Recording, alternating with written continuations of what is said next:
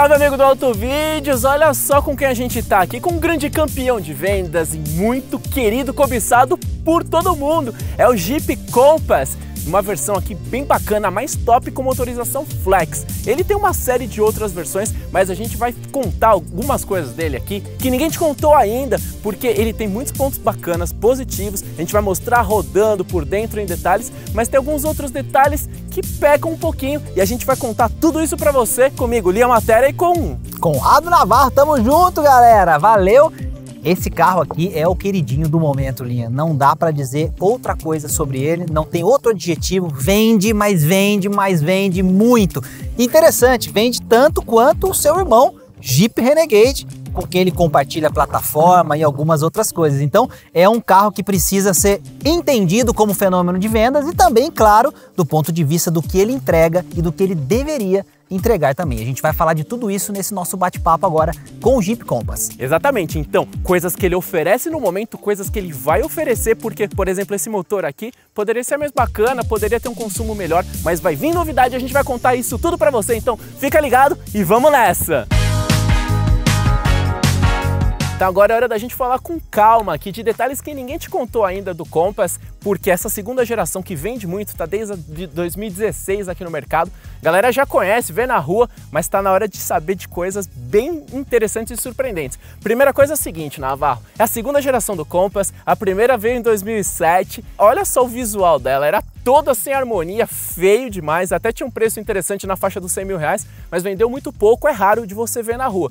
Agora, nessa segunda geração, teve um ponto bem surpreendente, que a Fiat, grupo FCA, para você que não sabe, a Jeep faz parte desse grupo, vai ter um vídeo detalhando todas essas verdades ocultas para você, mas ela surpreendeu porque raramente, Navarro, a gente tem um lançamento global no Brasil.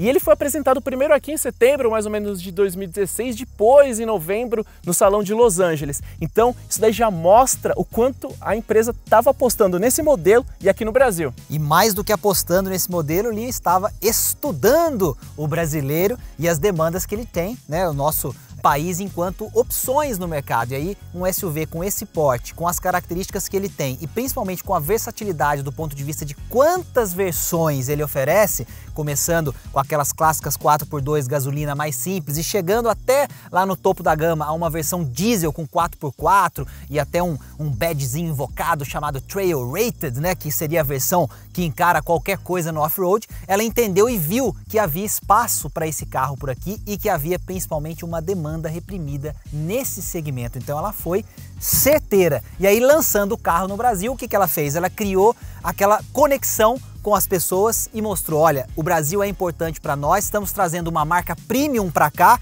você merece andar num carro desse. E pegou, Linha, o carro vende bastante. Vende tanto que a gente vai gravar um vídeo aqui específico contando para você os segredos todos ocultos pelos quais o carro vende tanto, mas aqui a gente vai dando alguns detalhes e algumas pistas para você, e o primeiro deles, pessoal, olha só esse design aqui, que realmente remete a um mini Cherokee. A Jeep fez uma coisa que é muito rara no mercado automotivo, que é trazer um design compatível com um carro superior, como o Cherokee, para um segmento inferior. Então, isso daí, quando acontece no mercado, a gente teve alguns outros casos aqui de outros segmentos, carros populares que eram muito feios, apareceu um bem bonitinho ali, bombou nas vendas. Então, quando o Cherokee chegou como um SUV médio com esse design aqui, que não é aquela coisa Nutella, não é crossover, o estilo, é um estilo mais parrudo, caixa de roda quadrada, vincos marcantes, ele tem bombado também por causa disso, né, Navarro? Com certeza, todo mundo lembra muito do Cherokee andando nas ruas, a gente teve as versões Limited que eram com motor V8, enfim, a galera que vai lembrar lá nos anos 90, anos 2000, daquela versão quadradona, enfim, aquilo foi um grande clássico aqui. Claro que também os números de vendas não eram tão grandes, mas a lembrança das pessoas do ponto de vista do que era um Cherokee estão vivas. E mais do que isso, Linha, quando a gente fala de Jeep, muita gente aqui no Brasil lembra e associa a marca com seu histórico de robustez, confiabilidade, pensando no off-road. As pessoas lembram muito do Jeep, Jeep Willys lá atrás, aquele jipinho clássico da Segunda Guerra Mundial, que encarava realmente qualquer coisa, que ajudou bastante os Estados Unidos a vencerem a guerra e que se espalhou pelo mundo como uma referência de capacidade off-road. A gente está falando de uma marca hoje que está dentro de um grupo que é muito maior do que só pensar em Jeep. Então esse apelo emocional com a novidade, quer dizer, o Mini Cherokee, e com uma variedade enorme de opções para você customizar, com certeza colaboraram para a gente ter números expressivos, e a gente está falando de 28 mil unidades emplacadas mais ou menos até junho de 2019. Lembrando que o Renegade na liderança dos SUVs está ali com 33 mil e eles têm preços aí diferentes, então é uma liderança pesada do Grupo FCA com esses dois carros, Lincoln. Exatamente, então quando a gente pensa que hoje a gente tem uma gama muito grande de SUVs compactos e o Compass é um médio, é impressionante ver esse número de vendas. E também tem um lance aqui que é importante destacar como elementos ocultos que a gente comenta, que também tem um pouquinho de turbo nessas vendas aí em função das vendas diretas. Você vê muitas locadoras, por exemplo, empresas que compram com o FCA e isso daí acaba dando uma turbinadinha. Mas olha só que interessante aqui, porque o tamanho dele como um SUV médio é muito interessante. Então a gente tem trechos aqui de 264, o carro tem um porte que ao mesmo tempo transmite robustez, transmite status, mas também não é um trambolhão para se usar na cidade, então isso daí cria uma série de elementos que tornam ele bastante cobiçado. E esse conjunto de cor aqui, a gente está ao lado de um Limited 4x2 Flex, que é a versão mais top dos Flex, lembrando que Flex sempre 4x2, e o Navarro estava falando da amplitude de versões, então a gente tem as primeiras ali com 4x2, com câmbio automático de 6 velocidades e motorização Flex, até chegar nas combinações mais sofisticadas com motorização diesel, câmbio de 9 marchas automático e tração 4x4, Navarro. E sempre presentes aquelas mudanças cosméticas que fazem bem a todos os carros vendidos no Brasil e que chamam a atenção. Vamos mostrar um exemplo clássico, Linha, esse teto pintado de preto, por exemplo, olha só, que vem desde aqui na frente, vai até aqui atrás, se encaixando aqui com o vidro traseiro, algo que a gente via, por exemplo, em Range Rover e tal, e que está aqui num carro mais acessível e transmitindo essa sensação de que você está num carro que entrega mais status do que o que realmente ele tem como veículo como um todo. Lembrando que a plataforma é a mesma do Renegade, é a mesma da Toro, que vem de um carro que é o Fiat 500X, o 500 estendido, vamos chamar assim, um pouquinho maior, que era vendido nos Estados Unidos. Então ele tem elementos de novidade, mas ele usa muitos componentes que o grupo já tinha, mas claro, com essa característica bacana de colocar design, tecnologia e daqui a pouco motores um pouco melhores, a gente vai falar um pouquinho disso também. Exatamente, então vamos já aproveitando esse gancho aqui, pessoal. Esse motor aqui é o Tiger Shark 2.0 Flex, 160 cavalos e um torque na faixa dos 20,5. É um motor que tem uma concepção um pouquinho mais antiga, ele teve ali um desenvolvimento anterior ali da parte de bloco, de pistões da Hyundai, num projeto global que envolvia outras marcas como a Chrysler no passado, só que um motor um pouquinho mais antiquado, e isso daí acaba se traduzindo também num consumo mais elevado. Você está vendo os números do Inmetro aí na sua tela de consumo, e esse daí é um ponto bem complicado realmente nessa versão, e daqui a pouco a gente vai rodar e vai falar mais disso. Só que qual que é o grande X aqui? É que esse motor vai ser substituído pelos novos motores turbo, a FCA vai investir muito nisso e vai aposentar, e a expectativa é mais ou menos no segundo semestre de 2020. E ao mesmo tempo deve rolar um facelift de meia vida. O que é o facelift? Aquelas mudanças visuais, sutis na frente, traseira principalmente. Então, se você está pensando em comprar um Compass agora, fica ligado nesse ponto. Vai ser difícil segurar o cara para não comprar o Compass, Linha, porque é o queridinho, né? A palavra é essa mesmo. Inclusive, essa construção dos novos motores, ela vai acontecer aqui no Brasil. É um investimento que a Fiat, né, o Grupo FCA vai fazer com uma fábrica para construir os novos motores turbo aqui no Brasil. Isso é bem bacana, porque a gente já tem essa motorização lá na Europa, por exemplo, lá fora, e vai chegar com tudo aqui fabricado no Brasil. Esse é um dos pontos fracos que a gente pode apontar nessa geração atual, porque sim, o carro pede um motor principalmente mais interessante do ponto de vista de desempenho, mas também de consumo. E outro detalhe que a gente reparou, a gente vai falar um pouco lá dentro também, a questão do câmbio automático aí, que algumas vezes a gente vê que ele parece estar um pouco descasado aí com o motor, e rodando a gente vai comentar um pouquinho mais. Vem novidades no motor, então talvez se você puder esperar um pouquinho até o ano que vem, vai curtindo o seu carro por enquanto aí, que aí você vai pegar aí sim facelift e talvez já a motorização turbo.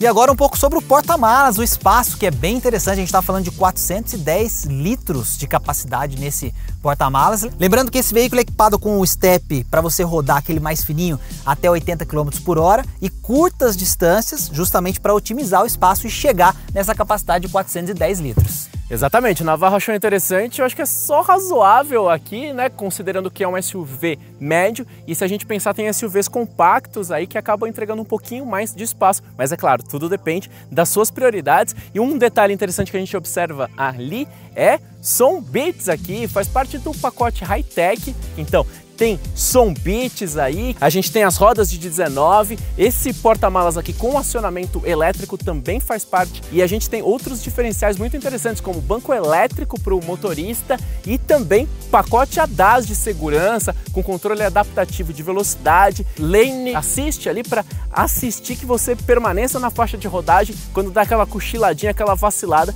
ele corrige sozinho, Navarro. E a gente está falando, por exemplo, de um carro numa faixa de preço aí de 150, 160 mil reais e por volta de 10 mil reais esse pacote high-tech que a gente está comentando, o que é interessante, principalmente pensando na segurança. Então tem que comparar bem, olhar as alternativas, porque tem carro nessa faixa de preço que ainda não oferece tudo isso como existe nesse pacote, né, Li? Então esse é um ponto relevante. Um aspecto aqui do porta-malas, né, que eu queria mostrar para as pessoas que eu acho que é interessante a gente comentar, geralmente porta-mala elétrico tem um acionamento para você fechar aqui, por uma razão bastante simples, né? Você fica longe do porta-malas e quando você aciona o botão para fechar, você não tem nenhum risco de eventualmente o porta-malas te acertar. Nesse modelo, a configuração como ela foi montada pelo Grupo FCA, o botão para fechar o porta-malas está aqui dentro.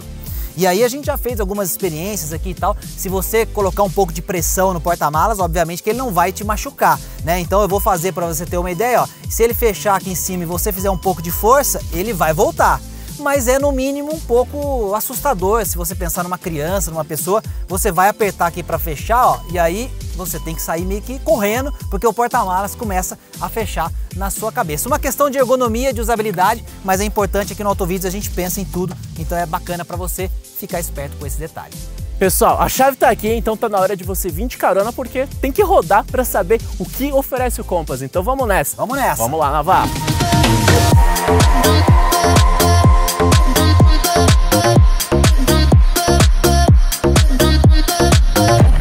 Agora é hora da gente conferir aqui o comportamento dinâmico e também por dentro para sentir se realmente essa versão aqui oferece algo bacana. E a gente está saindo aqui, né, numa estradinha de terra, aquela estradinha tradicional, pista particular de terra do Autovídeos. Campo de testes do Autovídeos. E é claro, né, pessoal?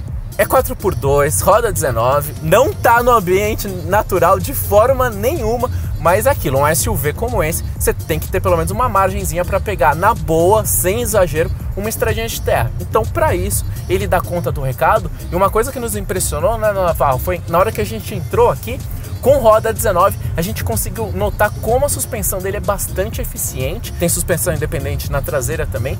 E ela filtra muito bem os impactos, mesmo com uma rodona dessa, né? A gente sente que a roda tá batendo um pouco mais, né? Tá acostumado a dirigir outros carros nessa mesma estrada. Mas a gente não sente tanto o efeito dessa batida dentro do carro, que é mérito, né, da suspensão, mérito do acerto. E lembrar que é um pneu com perfil bem baixo. A gente tá falando de perfil 45, aro 19, para um carro que tem a proposta de ser um utilitário esportivo, um SUV. Então, tudo isso tem que ser levado em consideração. Dito isso, ele é bem interessante no acerto para um off-road muito leve, aquela estradinha de terra batida. Então, tudo isso é importante dizer. Essa não é a versão para isso. Então, na brincadeira que a galera gosta de fazer, Linha, é o SUV, mas nesse caso é o Shopping Utility Vehicle. Não é, né, o Sport Utility Vehicle. Cara, que eu tô brincando com a galera. Porque é um Jeep Light, galera. É um Jeep Light. É a versão para você curtir realmente o ambiente urbano, com uma escapadinha aqui e ali na estradinha de terra suave. Exatamente, pessoal. A ergonomia é muito boa e a gente sabe, né, que um carro como esse vende muito por conta também da posição mais elevada e é muito fácil aqui de se ajustar. O cluster dele aqui é bem analógico, tem computador de bordo. É bem interessante a gente notar o seguinte: por fora, como a gente destacou, ele tem uma impressão ali de um status, de uma imagem sensacional. Agora por dentro aqui ele é um pouquinho mais Jeep, com um temperinho também de alguns elementos do grupo FCA, né, Navarro? Eu tive essa sensação quando eu entrei também. A gente tem que lembrar que a ideia do grupo FCA, é claro, é que você possa aproveitar o know-how, conhecimento, peças, componentes de todo o grupo. Então a gente está falando de um carro que compartilha plataforma, por exemplo, um Renegade, com Toro, etc. E nesse carro a gente também nota um pouco disso. Então assim, os materiais são bacanas, tem o toque suave, né, o famoso soft touch e tal. A ideia é para ser um carro premium, e lembrando que com esse pacote high-tech que a gente está falando, é um preço ali na casa dos 160 mil reais, Linha. O que isso significa? Que você, ao entrar no carro, você espera que ele entregue um pouco mais de luxo, de requinte, de acabamento, e a sensação que fica nesse carro é que ele está devendo um pouco disso. Então assim, quando a gente olha o acabamento da porta, quer dizer, o material é legal, tem um pouco de couro e tal, mas aí você vê o puxador aqui da porta, a alavanca do câmbio, o detalhezinho do volante, podia ser um alumínio, sabe, mas é um plástico cinza para imitar alumínio. Então são coisas que talvez você que está assistindo vai falar: poxa, mas que cara chato esse, o carro é legal, bem acabado, mas é um carro de 160 mil reais, 160 mil reais é grana. Então eu acho que isso faz diferença. O carro lá fora causa uma impressão que não se traduz exatamente quando você está aqui dentro. Eu acho que essa é a conclusão que a gente consegue chegar. E vamos aqui lembrar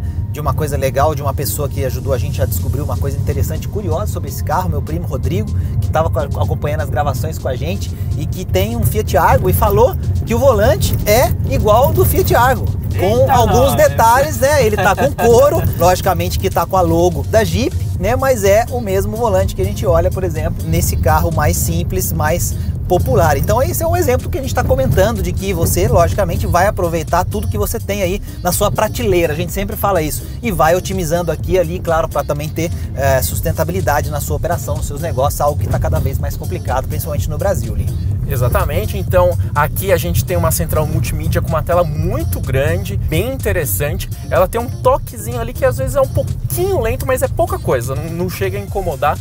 Agora o principal é que ela é bastante intuitiva, com Apple CarPlay, Android Auto, então isso daí é bem interessante. Só que quando ele chega nessa faixa de preço, né, Navarro, aí a gente tem aquele conflito de que ele esbarra, a versão Flex Top esbarra nas versões de entrada diesel. Aí é importante você ficar muito atento nas suas prioridades para ver o que vai ser mais relevante. E além de esbarrar, né, nessa questão do próprio carro numa versão a diesel, você começa a esbarrar também em várias outras opções que vão desde outros SUVs até carros sedãs ou outros, vamos chamar assim, outros formatos que vão depender, claro, da sua escolha em relação à sua necessidade. Então, esse carro, ele vende muito. A gente vai lembrar de novo os números, estamos falando de 28 mil unidades emplacadas até junho de 2019.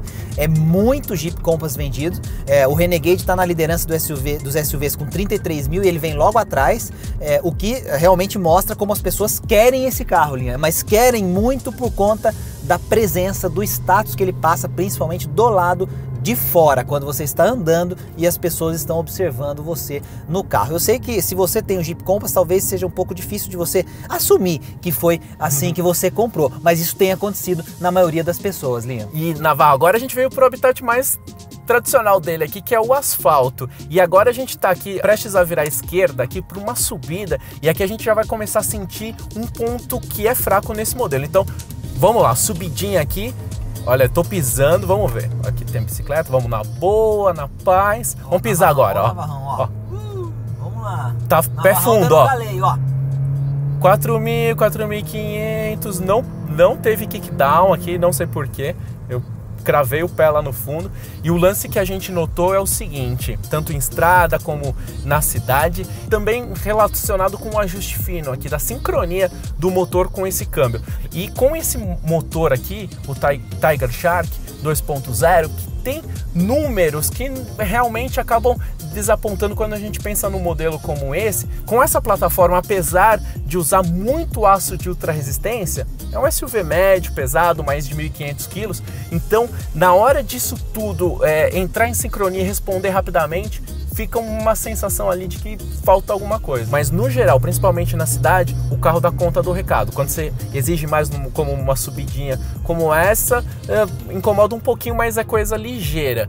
Na estrada, em velocidades mais tranquilas, ele dá conta do recado. Se precisar ali para uma ultrapassagem, é algo que realmente vai deixar a desejar um pouquinho. Logo, logo isso vai se resolver, muito provavelmente, Linha, porque a gente vai ter a motorização turbo chegando com tudo. Esse vai ser motivo de, obviamente, uma nova avaliação quando esses motores estiverem disponíveis, né? Provavelmente num facelift desse modelo que deve chegar aí no seu meio de vida daqui a pouco. Vou falar um pouquinho, Linha, em relação a seguro e manutenção, que a gente sempre comenta esses aspectos do dia a dia de ter um carro como esse. Exatamente, olha pessoal, fica ligado aqui no Autovídeos porque vai ter novidade bem bacana sobre seguros chegando, fica ligado nisso. Legal, já fez um spoiler bacana, fica esperto.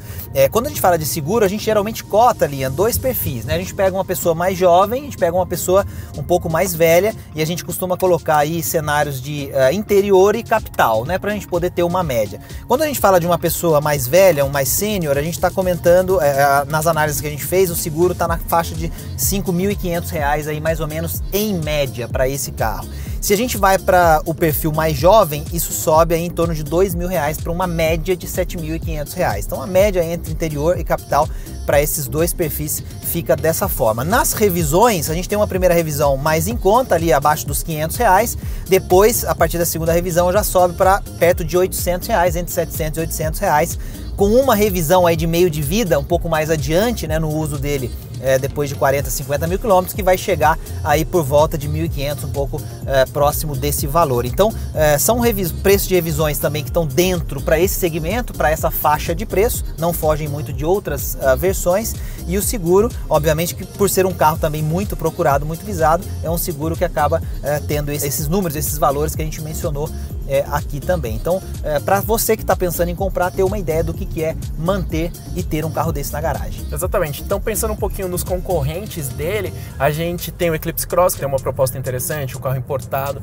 É outra pegada. Tem outros SUVs médios que entregam muita coisa bacana, como, por exemplo, o Peugeot 3008, plataforma modular também. A gente tem alguns intrusos aí maiores, tipo o Tiguan, que na versão intermediária, que oferece inclusive 7 lugares, aí nessa casa aí de 150, 160 mil reais, que é um carro assim... Plataforma modular, motor turbo. Bem interessante, o pessoal tem olhado para ela, mas já é um perfil de carro um pouco diferente. Ele é maior, ele tem mais espaço, pode carregar 7 pessoas, mas enfim, tá aí nessa faixa. Por isso que eu dizia que você tem algumas opções dentro da própria ideia de SUVs que podem ser diferentes, e aí se você abre o leque para sedãs e outros carros, dependendo da necessidade, aí você tem muitas opções que acabam preenchendo também essa faixa de valor. Exatamente, e tem até uns SUVs compactos que estão com preços absurdos, como Honda HR-V Turbo, que chega aqui perto dos 140 mil, que não faz sentido, como a gente já mostrou aqui também. Então é isso daí, esse é o contexto. Lembrar que dentro também, Linha, pra gente encerrar mostrando um pouco e terminando de falar daqui como é dentro do Compass, a gente tem o freio de mão elétrico, isso é interessante também, uma novidade que tem aparecido em outros veículos, mas que está presente aqui no Compass já também. A gente tem uma tomada dentro do carro também, que a gente até falava, né, antes de começar as gravações, que é bem interessante. A pessoa que vai ali atrás, de repente, pode querer ligar um notebook ou alguma coisa para acampar ou coisas nesse sentido, então tem uma tomada dentro do carro também.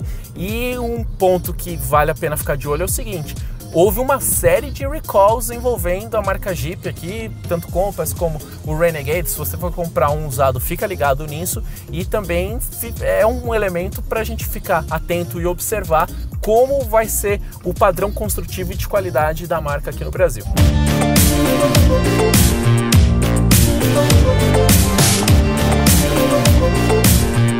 Pessoal, então foi o Compass com muita coisa que você nem imaginava, eu acredito aqui, porque, né, Navarro, a gente procura trazer detalhes e curiosidades bem interessantes para você entender melhor e, quando for comprar, também ter uma visão mais interessante para escolher bem. É isso no Autovídeos, você com a gente, a família Autovídeos, vendo detalhes do Jeep Compass, chegando aqui para a gente fechar o nosso vídeo. Com um lembrete, seguir a gente por todo lado, Instagram, Facebook, fazer sua inscrição aqui, ativar as notificações e, claro, deixar seu comentário, sua sugestão para a gente continuar cada vez mais produzindo conteúdo do seu jeito, com a sua linguagem, não é isso, Linha? Porque no Autovídeos tudo que tem 4 rodas ou mais tá aqui com a gente. É 4 rodas ou mais, mas é carro, é caminhão, ônibus e caminhonete, e dessa vez foi um campeoníssimo de vendas Jeep Compass, e o Navarro tá aqui e você sempre com a gente. Valeu, grande abraço!